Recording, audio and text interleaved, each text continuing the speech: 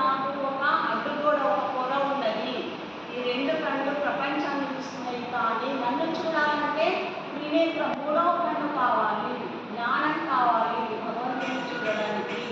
ఆ పొర అనేది ఒక అడ్డుగోడ ఉన్నది, అందుకనే ఈ మాయచే నన్ను చూడజాలకున్నారు అంటున్నాడు ఇక్కడ. అవివేకులకు ఈ జనులు నన్ను పుట్టుకలేని వాటిలను నాశరహితలను తెలుసుకోరు. నాకు అసలు మరణం లేదు, నేను శాశ్వతమైన అంటే ఆకారం లేదు, నేను ఎప్పుడూ ఉంటాను. సూర్య చంద్రుడు ఉన్నంత వరకు కూడా ఈ పంచమహాభూతాలు ఉన్నాయి. నిరాకారంలో భగవంతుడు ఉన్నాడు. నేను ఒక్క రోజులో లేను, నేను అని మళ్ళీ ఇక్కడ చెప్తున్నాడు. ఒక ఆకారంగా నేను లేను. భగవంతుడు సర్వవ్యాపి అయినచో మరి అందరికీ ఎందుకు కనిపించడు?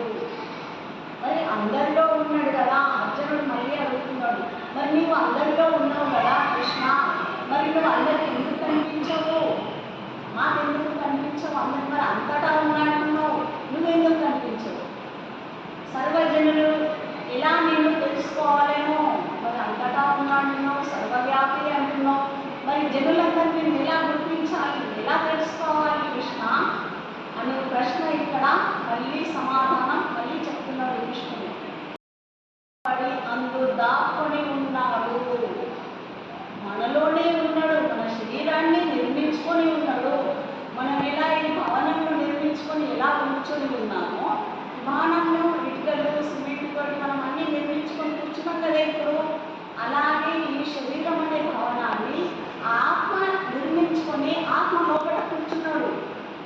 తానే నిర్మించుకున్నాడు, తానే కూర్చున్నాడు. ఇప్పుడు మనుషులచే నిర్మించమైన ఈ జ్ఞాన మందిరము, ఈ భవనము మనం ఎలా కూర్చున్నామో, ఆ భగవంతుడు కూడా అలాగే తన శరీరం అనే భవనాన్ని నిర్మించుకొని హాయిగా ఈ గర్భగుడిలో కూర్చున్నాడు.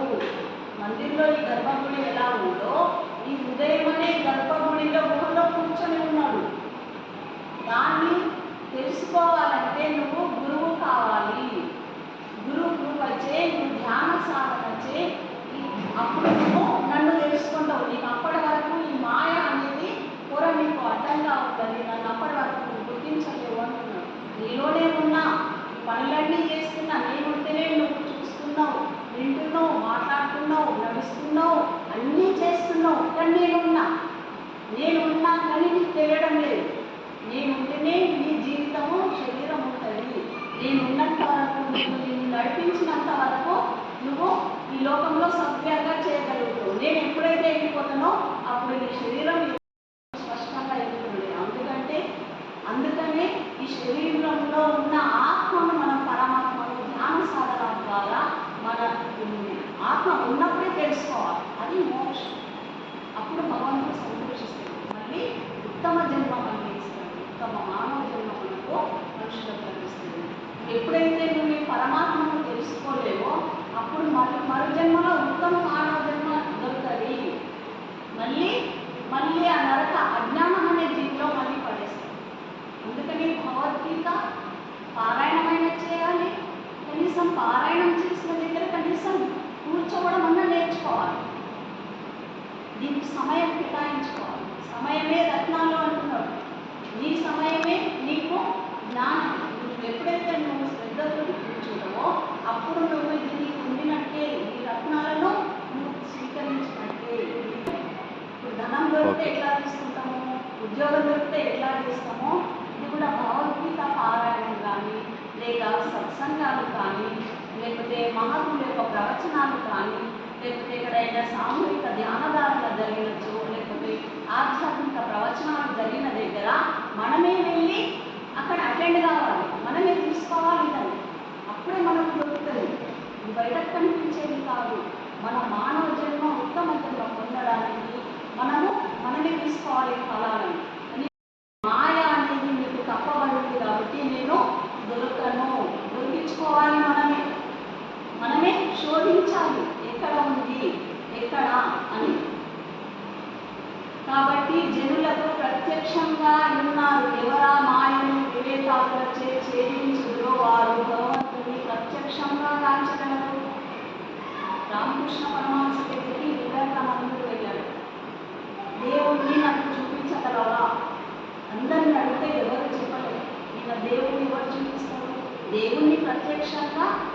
చేసుకున్న వాళ్ళే దేవుణ్ణి చూపిస్తారు. ఎవ్వరూ వివేకానందుడికి సమాధానం చెప్పలే, కానీ ఒకరు మాత్రం చెప్పారు.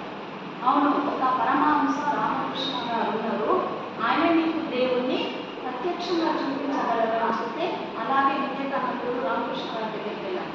వెళ్ళి డైరెక్ట్గా రామకృష్ణ పరమహంస ఎంత సంతోషించిందో తెలుసా, వివేకానందుని చూసి, అమ్మ నాకు ఇప్పటికీ నా శిష్యుడు లభించిండు. అంటే వాళ్ళ ఆత్మలు ఒకటే ఉంటుంది.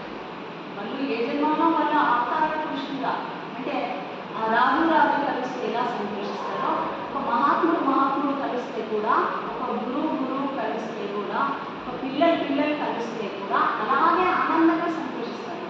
అలా వివేకానందుని దగ్గర కూర్చోబెట్టి, నాకు దేవుడిని నువ్వు ప్రత్యక్షంగా చూపించగలవా రామకృష్ణ స్వామి అంటే, నీతో నేను ఎలా మాట్లాడుతున్నావు దేవునితో కూడా నేను అలాగే మాట్లాడతానని కూర్చోబెట్టి అప్పుడు శక్తిపాదం చేస్తే ప్రత్యక్షంగా ఆ దేవుణ్ణి ప్రత్యక్షం చేయొచ్చు. అట్లా 2-3 గంటలు ధ్యానంలో సమాధిలో వెళ్ళిపోయి శక్తిపాతం చేయాలి. అప్పుడు మళ్ళీ ఏమన్నాడు తెలుసా ఆ ధ్యానంలో, నన్ను వదిలు రామకృష్ణ పరమహంస, నాకు కుటుంబం ఉన్నది, నాకు అంతా ఉన్నది, ఇంకా నేను జీవించాలి అంటే సమాధిలో అంత తీసుకెళ్ళిపోయింది. అంటే పరమహంసలో అంత శక్తి సామర్థ్యం ఉంటుంది. ప్రత్యక్షంగా దేవుణ్ణి చూపించే వాళ్ళే పరమహంస. హంస అంటే హంస జపం చేస్తారు. హంస అంటే మన శ్వాస నిరంతరం నడుస్తూనే ఉంటుంది. ఈ హంసను వాళ్ళు పట్టుకున్నారు అంటే హంసను దర్శించుకున్నారు. శ్వాస అనే హంసను, శ్వాస అనే ఆత్మను వాళ్ళు వశం చేస్తున్నారు. కాబట్టి అందరికీ దర్శింపజేయగలరు. ఎవరైతే శ్రద్ధ విశ్వాసంతో వచ్చి నాకు కావాలని కూర్చున్నారో వాళ్ళకే దొరుకుతుంది. ఎవరు దగ్గరికి వచ్చి ఇవ్వరు. ఈ భగవద్గీత సత్సంగాలు అట్లా మన దగ్గరికి రావు, మనమే వాటి దగ్గరికి వెళ్ళాలి. భగవంతునకు జనులకు మధ్య ఒక తెర కర్టన్ కలదు. మనము ఇంటికి డోర్కెట్ల కర్టన్ వేస్తాము కిటికీలకు, మనకు ఈ ఆత్మ కూడా ఒక కర్టన్ ఉన్నది కూర, దాన్ని తొలగించాలి. పెళ్లిలో ఒకటి వేస్తారు చూడు ఇట్లా వస్త్రం, అది తొలగిస్తేనే ఇద్దరు వధువులలో కనిపిస్తారు, అప్పటిదాకా కనిపించరు. కూడా ఒక వస్త్రం అంటే ఒక మాయ అని కూడా అడ్డం ఉన్నది. అది త్రిగుణాత్మకమైనది, అనగా సత్వ రజ తమో గుణములను 3 పొరలు కలిగి ఉన్నది. 3 గోడలు 3 రూములు. తిరుపతిలో ఎలా తెలుసా 7 రూములు ఉన్నాయి. 7 గదులు దాటితేనే తిరుమలేశ్వరం మనకు దర్శనం. లోపటి ఉంటారండి, ఒక్కొక్క గది ఒక్కొక్క తలుపు 7 గదులు ఉన్నాయి. దానికి అర్థం ఏంటో తెలుసా? అంటే ఆధ్యాత్మికంగా దానికి అర్థం ఉన్నది. 7 గదులు, 7 ద్వారాలు. 7 ద్వారాలు కూడా మన లోపల ఉంది. చక్రాలు 7 ద్వారాలు మనలో, సహస్ర చక్రం ఇది చివరిది. ఈ 7 ద్వారాలు ఒక్కొక్క స్థితి ఒక్కొక్క చక్రం దాటితే ఈ తిరుమలేశ్వరం ఇక్కడ మనం దర్శనం ఇస్తాం. వాళ్ళు పరమాత్మను పరమహంసలు ఏంటంటే దాన్ని దర్శించుకున్నది ఇక్కడ 7 ద్వారాలు పెట్టింది. దానికి ఆధ్యాత్మికంగా అక్కడ ఒక మహాత్ముడు తపస్సు చేసి వచ్చు కాబట్టి అన్నమయ్య ఏదైతే రచించిందో ఆధ్యాత్మికంగా అది 7 ద్వారాలు పెట్టింది. 7 ద్వారాల బయట తిరుమలేశ్వర దర్శనం అవుతారు. అలాగే మన లోపల ఈ 7 కొండలు 7 స్టెప్పులు దాటినాకనే ఇక్కడ మనకు ఆ పరమాత్మ బ్రహ్మకమలంలో మనకు దర్శనం అవుతారు. ఇది అసలు